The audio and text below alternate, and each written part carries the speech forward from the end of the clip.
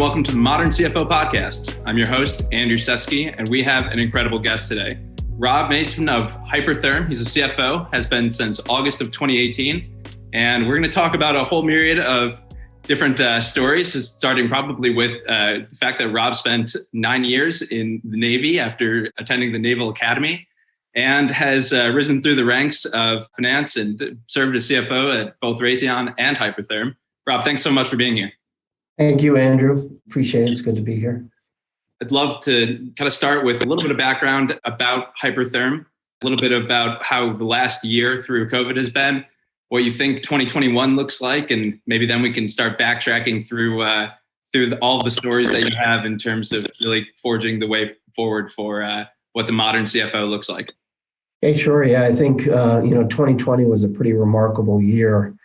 Even just the beginning of it, we had a few indications. We have a business, sales and distribution in China. It's one of our end markets. And so we knew in the February timeframe, our business was actually shut down for about 5 or 6 weeks. So we had some indication, but we had no idea at that time what the impact was going to be across the rest of the world. And as a tail, China was shut down, our offices opened back up, and really we got a very strong rebound in demand. So our first quarter of 2020 was quite strong. The Americas, our other regions, the Americas and Europe, were quite strong. So we actually were doing better than we thought through Q1 March. And then, of course, overnight, pretty much, we got impacted in the Americas and in Europe. And so we suffered over a 30% loss in sales almost overnight, April. That caused a whole chain of events inside, and we kind of went into our mode. The good thing about us, and we'll talk about it later, is we have a triple bottom line philosophy. So we think about the customer, the associate, and our community. And it's really that associate piece that is key. We're an employee-owned company. We all share in the success of the company. And so we're all committed to each other. We have a no layoff philosophy. So a lot of the normal things you do in public company settings and others, we don't do. And we have a very strong passion for that. So we will cut costs. We're very aggressive with that. But in terms of commitment to people, we don't do that. We come together as a team and solve the problem. And that's really what occurred when we hit that spot. So we had people stand up from our production associates who kept coming in. We safetied and social distanced the factory. We had a whole team around that. To a lot of my folks, IT, finance, and legal, working from home overnight, and my IT organization had to respond to that.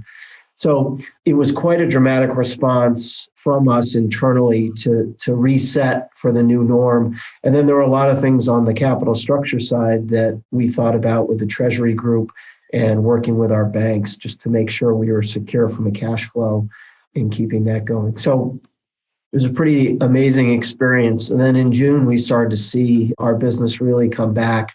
We are fortunate, much more so than some other businesses, because we serve some essential end markets. So we worked very diligently to keep our supply chain open, to make sure we had raw material stock, et cetera, since we sourced from all over the world.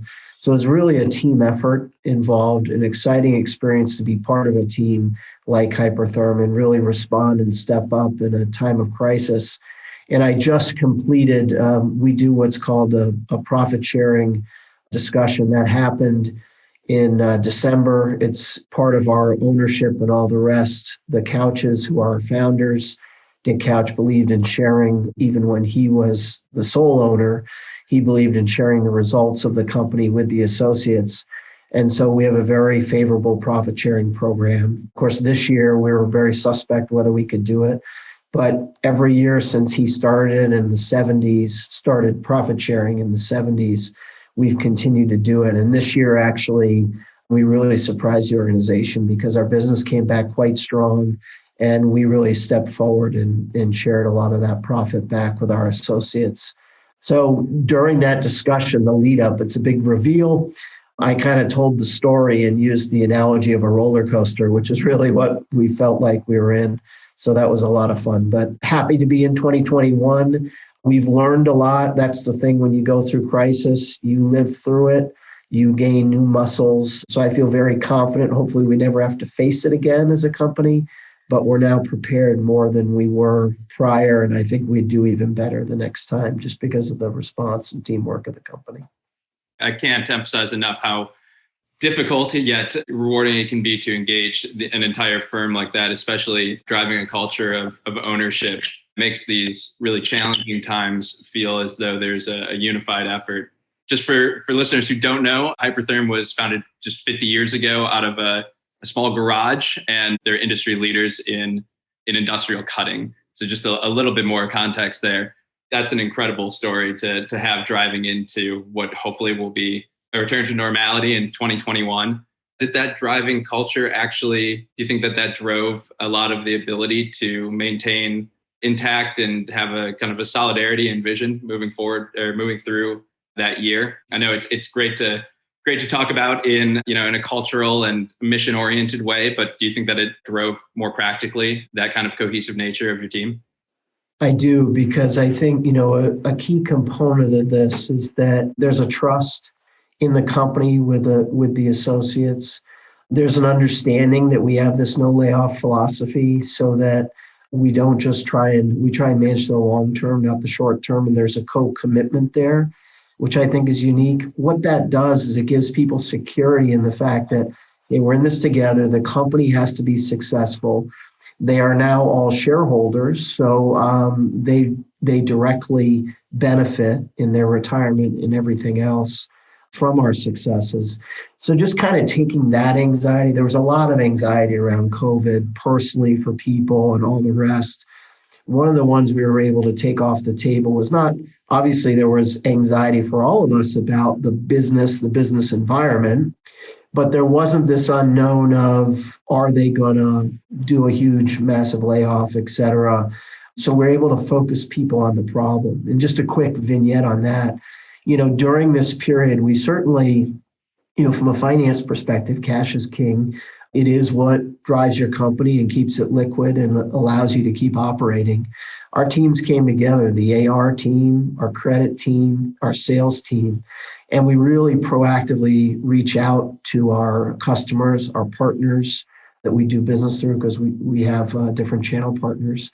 And we work with them through this time, one, to know their challenges and restrictions, but two, to make sure we kept those collections going to keep ourselves healthy.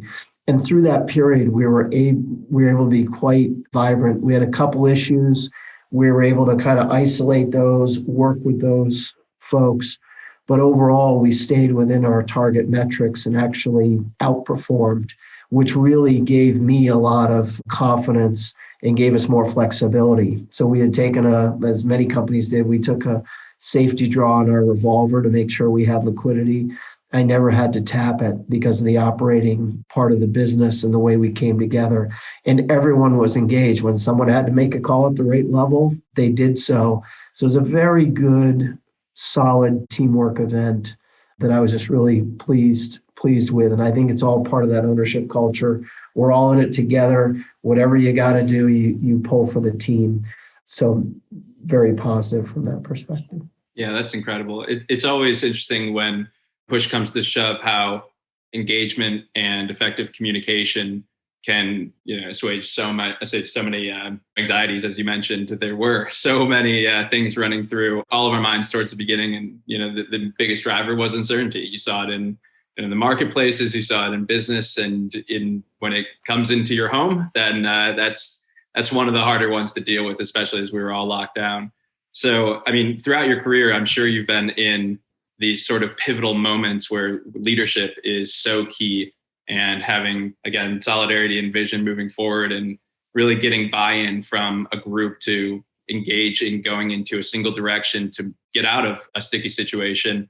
I'm trying to think back to maybe there's a story that you have, or maybe an experience from the Navy that gave you some of the molding to allow you to really operate effectively in those high pressure situations, or maybe your time in other CFO roles, or even in business school. Is there something that immediately went through your head, or was there a moment where you recognized that you needed to take a step back, or was it just at this point is it muscle memory that you've got a stressful situation and you can dive right in?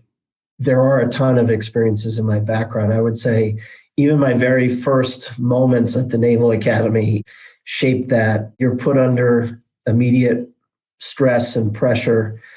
It's a process that you develop over time. In fact, so I won't tell a personal story there, but just a quick vignette. Admiral Stockdale, Medal of Honor winner, he's now passed, but he's a Naval Academy graduate. He was one of the senior POWs in Vietnam in the Hanoi Hilton, was quite successful in terms of leading the resistance, if you will. One of the things he always attributed to his success, being able to make it through, besides the love of his wife and all the rest, was his plebe year at the Naval Academy. He said that shaped him in a way that enabled him to live through that horror. And it's not that the two are parallel, but it's in life. You know, you have these experiences that are building blocks and they give you the tools to then, in crisis situations, apply. So I would say all my training, naval aviator training, I was a helicopter pilot off carriers. I have lots of experiences there as well, where you're put into a situation, the team has to react and respond. The way I talk about my naval aviator training is I sort of have a little acronym I came up with for the traits to explain to other people, and I call it SET, which is sense of urgency, excellence, teamwork, and tenacity. So the sense of urgency is like when you're in a plane and you have a crew and you're doing military missions, it's a very intense environment. There's a lot coming at you all the time. And you have to be able to make decisions, process information, and make the team successful. Oftentimes, sometimes it's said as a cliche, whatever, but it really is true. Your life and the life of your crew depends on it. So there's just a different experience you get as a naval aviator than you get in other walks of life. And that's trained into you to compartmentalize, solve the problem. There's no end until it's over, kind of thing. And excellence is that way too. You demand a lot of yourself. And anytime I flew, we briefed as a team. We flew the mission and we came back and we assessed what we did and how we could get better the next time. We used to call it goods and others. We'd go over. So it's a very critical look. And that was all part of teamwork as well. And then the last thing is tenacity, which is what I started with. When you're in a crisis situation, you're not done until you've tried everything, and you don't let yourself think of anything but solving the problem and keeping with it. And I think that's the type of unique training I had as a naval aviator that helps me in all sorts of situations that most people don't have. I've been told before that I'm very calm and, is what are you thinking and stuff like that. And it's because I've been taught to be calm in stressful situations and lead. So I'm very thankful for that experience. So I didn't give you a specific story, but just sort of the backdrop of what it is and what makes me a little different, I think, than someone who's come from a more traditional background, if you will. And that calm under pressure must instill so much confidence for SET to work for a team, right? To have somebody who's got that experience in being able to relay that down chain of command, to have a calm disposition when things may be a little rocky, I'm sure instills the confidence that you'd need to be tenacious and to enable that mindset. So one of the things I sort of want to talk about is the combination there of your training in the Navy and then moving into having some formal business acumen through business school and kind of creating this profile of a really unique CFO, having both that really unique training again, and then having some of the more traditional financial training as well. Do you think that you fall onto a spectrum of a type of personality of a CFO? Is there a broad spectrum of CFOs? And how would you position yourself or place yourself on that spectrum of trying to create an interesting persona and effective persona for your role? I always think of myself as a leader first, because that was my experience, Naval Academy, and then over 9 years in the military. So if you think about it, I had over 13 years with Naval Academy included of intense leadership experience and training. So for example, the first time I showed up at a fleet squadron, one of my first roles was I was put in charge of a 30-person line division. The line division is the division that it's usually the newest people to the Navy and the squadron. They launch, recover, and inspect the aircraft. They're the first people to see it and the last people to see it before it's turned to the pilots. So there's a big safety element there. And so being in charge of that right away, that's not a normal first job for someone to lead 30 people. Right. My very next assignment was in charge of the personnel division, which was of similar size, a little smaller, but basically is the HR department of the Navy. So you go from, maintaining aircraft, teaching people systems and what's important in terms of how the aircraft flies, to paperwork, pay, benefits, all stuff that was not in my background or training. And the Navy does that to you. They put you in, just when you're comfortable and you've succeeded somewhere, they throw you in a totally different leadership situation. And you learn to lead in situations where you're not the expert. Some cases you're the expert. Some cases you're not the expert. And it gives you the ability, that's in parallel, by the way, with being a pilot and flying. That was at a ground job and a flight job, two at once. So there's this intense training. And when you're out at sea, of course, it's a 24-hour job. You do get to sleep, but you handle all those things at once. So I think that gives me a little bit different perspective. The normal business career, get out of college, started as an individual contributor, prove yourself through your technical skill, and then start getting advanced into leadership situations. And I think with the Navy, it's a professional training organization, and it's much more about parallel. Technical expertise, absolutely required, but leadership technical expertise is really the focus of the training. And so I think that's where I think I differentiate. And then on the finance side, there's a spectrum of people that are really technical and tend to come out of the accounting side. And the other side is more the finance side. And I would say come out of the finance side. I've had both training, but I'm much more kind of I was an economics major in college. So the art and the science of economics always appealed to me.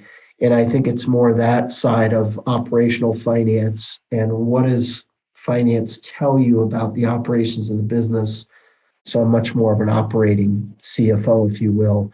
And those are really, if you look at CFOs, you either have structural technical side or you have the operating side. And I definitely fall into the operating mode with my military experience and then my experience at Raytheon. And you need both, but I tend to be more the operating side. I think I actually misspoke then, because the description that you gave of all of the experience in the military sounds exceptionally applicable to your day-to-day, whether it's being put into a slightly different leadership position, training a group of people, or relying on a separate group of people for when it's not your expertise and you need to talk to somebody in a different division and have, that cohesion and being able to communicate effectively when you are and are not the expert in the room. That's exceptionally interesting to me. Yeah, I think, just to the last comment I'll add is, as I said, I think of myself as a leader first. It's my first passion. And I really enjoy the art and science of finance. So I choose to apply my leadership skills through the function of finance in that lens. But I always do come at things first with the grounding of leadership. And that's thanks to my naval training and just the way I'm built. Yeah, it's incredible. What's really top of mind right now heading into 2021? And for Hypertherm specifically, is there something that's really exciting for you that's maybe 3 to 5 years out that may kind of fall in line with the motto of being able to shape, possibilities to try to shape all of these different industries? And is there something that's exceptionally exciting, maybe just this year, moving forward this year, and then again, maybe 3 to 5 years out from now? I think I'll start with the long range and then move back. Put the pandemic aside, we have to deal with that and all the rest. But our long-term view is we're really on the next S-curve of growth at Hypertherm. And that's what's really exciting. We really see the opportunities in our end markets to add value with the types of investments we're making. And we think the skills of our company, and again, bringing together that teamwork of an employee-owned company and all the rest, we really see a lot of opportunity to add value to our customers, our associates, and our community. So we're working very hard at that. From my perspective, then, as part of the management leadership team, it's how do we help drive the company there? And then I look inside my own sphere of influence, specifically with finance, IT, and legal. And we're under a transformation. We have a motto here, or part of our strategy is shaping possibility for our customers, our associates, and our community. And that's what we call the triple bottom line. What that really entails for me inside my function is, okay, Hypertherm has been incredibly successful to where we are here. And all businesses go through transformations. To get to the next level, we have to continue to evolve and advance. And so I'm focusing my team on re-looking at what we've done and where we've come from so that we can leverage the future. And what I mean by that, maybe we'll go more into it a little later, but I'm really looking at the organizational structure. How do you make finance, IT, and legal scalable? How do you make it effective and efficient for where we're going, not where we've been? And what needs to change? And what do we need to be consistent with? Our culture and all that needs to be consistent with our past. But there are certain transformations. So in the next year, we're going through, and we're actually halfway through it, a transformation in finance. And I call it flipping the triangle. But basically, the theory is, if you think of the visual of a triangle, the bottom part is a wide base. And what that is, or what that represents for me, is on an individual level, functional level, and a company level, you'll find in most organizations, people spend their time on the transactional side of things, on that lower end of the triangle. And that takes up, the 80-20 rule applies here, that basically takes up 80% of people's time. And the insight and action, where they're really making meaty decisions and driving the value of the company, is sort of at the point at the top, the 20% or less of their time. And so the transformation we're going through is, I call it flipping the triangle. We want to flip that ratio on its head. I want 80%, that's the vision and the goal. I want 80% of the time spent on insight action. How do we drive the business forward? How do we meet our customers? How do we benefit our associates? And how do we hit the community with positive impact, being positive on the community environment around us? And so that's a whole transformation effort on the individual level, teaching people how to do that. I'll give you another acronym I use to teach people this. It's basically continuously think through your job. And the acronym is ESSA, and it stands for, and it's in sequence, eliminate, simplify, standardize, and automate. And it's a relentless continuous improvement philosophy approach to the world and your job. If on an individual basis, you really look at things and say, again, we're talking about the bottom part of the triangle. Do I really need to do that? Is it adding value? Okay. If I do still need to do it, then can it be simplified? And then if it can be simplified, well, beyond me, how do I standardize this so the whole company values? And then is this a great opportunity for automation? And so anyway, I digress into these details, but this is a massive transformation we're going under. We're partway there. Traditionally, the function at Hypertherm has been more back office, accounting, treasury, APAR, payroll, FP&A. FP&A is not back office necessarily, but sort of corporate functions that you have to have as a company standing up. Now, as we go to this next S curve of growth, and we're really trying to grow strategically, I'm trying to make that part of the business much more effective and efficient, and reallocate resources to the strategic side of things, to putting operational finance people in the field as another muscle to think through, where do we need to go to as a business? How do we make trade-offs so that we're on the front lines, if you will, of driving Hypertherm's growth? So anyway, long-winded, but that is the massive transformation effort we're going through in the next year, which sets us up for that 3 to 5 year growth. It's all aligned with our long-term strategy, make every decision based on that in terms of how we structure our organization. Yeah, that's incredible. I mean, it also must place such an important emphasis on really the team that you build. You're entrusting these individuals with ownership. That's a huge amount of buy-in. And then to flip the pyramid, as you said, that's putting a lot of both autonomy and power of enabling, I think, a lot of these individuals to contribute in ways that might be untapped in other places that aren't Hypertherm. So I think that really builds, again, a massive emphasis on really how you configure your team. Probably makes the hiring process a little bit more selective, but it sounds like you probably get really top tier individuals who are then have who are entrusted to make those kind of insights and, utilize both of your acronyms in terms of, actually making decisions and then using, set to be able to drive how they go about making those decisions. So if you can distill all of that into a single conversation we're having right now, I've got full confidence that you'll be able to flip this triangle around. But that's a really unique vision.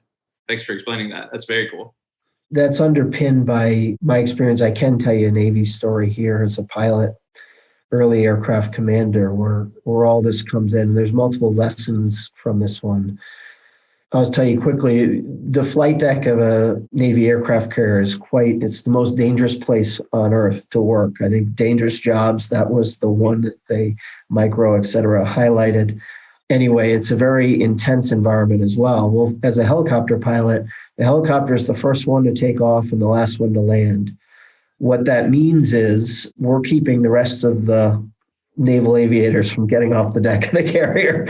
So when you have to do flight operations, it's pretty intense. You got to get the helicopter off the deck. Well, this one time, sometimes we have maintainers that help maintain our aircraft, and to recognize them, we will take them flying on a mission with us. So I had my co-pilot, 2 crew members, and a fairly junior maintainer join the aircraft. And we did the pre-brief, and I talked about how important it is. Hey, if you see something, and we go through a whole brief, usually people get a little panicked because we talk about emergencies, what your responsibility is, how you do it, much more involved, sort of on steroids, what they do in the airlines, and everyone falls asleep in that. These are pretty intense. Well, our aircraft is segmented in such a way with all the equipment inside that the crew in the back don't all necessarily sit in the same place or get access to each other in certain configurations. Anyway, we were on the flight deck starting up. I have 2 F-18s on the cats behind me turning up, and the air boss was talking to me in nice sort of terms through the radio all during my pre-flight and getting ready to go, because we're on a schedule. Naval aviators, we take a lot of pride in being able to get off the aircraft carrier pretty quickly and get successive aircraft off the carrier. Anyway, during the startup routine, I had a caution light come on. And for a pilot, you have to make snap decisions. A caution light doesn't necessarily ground the aircraft. So I've got a couple choices. Caution light comes on. You try and troubleshoot. Is it real? Is it not real? Does it impact my ability to fly the aircraft and safety, et cetera, et cetera? Have all this going on. And part of my thing was to go back to my crew and say, hey, here it is, because the specific caution light we had could be benign and we could fly. It was a system we didn't necessarily need.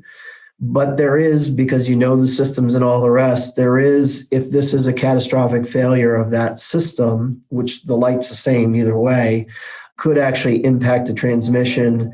And that is when the transmission stops turning in a helicopter, the blades stop turning, and you instantly crash, stop flying, and you probably all perish. So it can lead to a fairly critical thing, and it's up to the pilot under intense pressure and scrutiny to figure out, is this a benign thing where I can take off, troubleshoot in the air, and come back, or not? You try and rely on your crew. That's the meaning of this whole story, is that you want everyone talking. And I went around to everyone and said, hey, can you tell? Hey, check the pump. Can you see anything? Well, the person that could see the pump was the maintainer, who was new to the aircraft, pretty junior, and he didn't say anything. The rest of the crew couldn't see anything. So we took off. Didn't fix it in the air. Once all the jets came off, I declared an emergency, came back and landed. When we got everyone out, shut the aircraft down, that maintainer was covered with hydraulic fluid. Oh my gosh. So the pump that I was worried about had completely failed. It was the bad situation. Now, it didn't stop the transmission, obviously, but the one person in the right position to give the critical information, didn't give it for whatever reason. And probably because intimidated, shocked, thinking, hey, these guys are setting me up or something, right? Because, sometimes you play jokes with people. I can't propose to know, but the learning from that experience for me, and there's lots of other ones around flying and emergencies, is that what I would tell the audience is my key belief is that everyone is critical. I'm a big team person. I was a hockey player, and I believe in team first.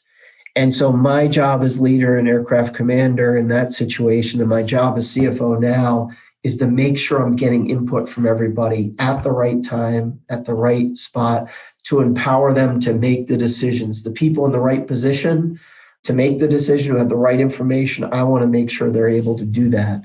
And that's really what that story is about. One, it's about communication, make sure that everyone is feeling included, that it's a leader's responsibility to break down any barriers and make sure they're getting the best out of the people. And so that's a core philosophy of mine. And I take a little time telling you that story because it was burned into me early on. And it's just a core belief of mine. It's probably something that people don't think of as military. When they think of the stereotypical military leader, they think of what they see on the war movies and videos. And it's really much different than that. For me, it's all about how do I engage my team? So the reason I went into this long story, and my point was your point about shaping your team. I believe very much about investing in the team you have, figuring out what gaps there are, and then bringing those gaps to bear. But if I can just get the best out of each individual person, we're going to be much better off as an additive thing than if I get the one superstar. And that's where I really think about the strength of the team is empowering the individual, giving them the right alignment, and helping them make decisions and feel free to input. And then as a team, we'll come to a better answer than we will as individuals. And that one key person in the one spot, making sure that they're willing and able to speak up. So I go through those acronyms and things like that to actually empower the individual to say, oh, wait a minute, he wants my ideas. He wants my thoughts. He's given me a methodology to think through this. And usually that energizes people because they know exactly what's wrong with their job.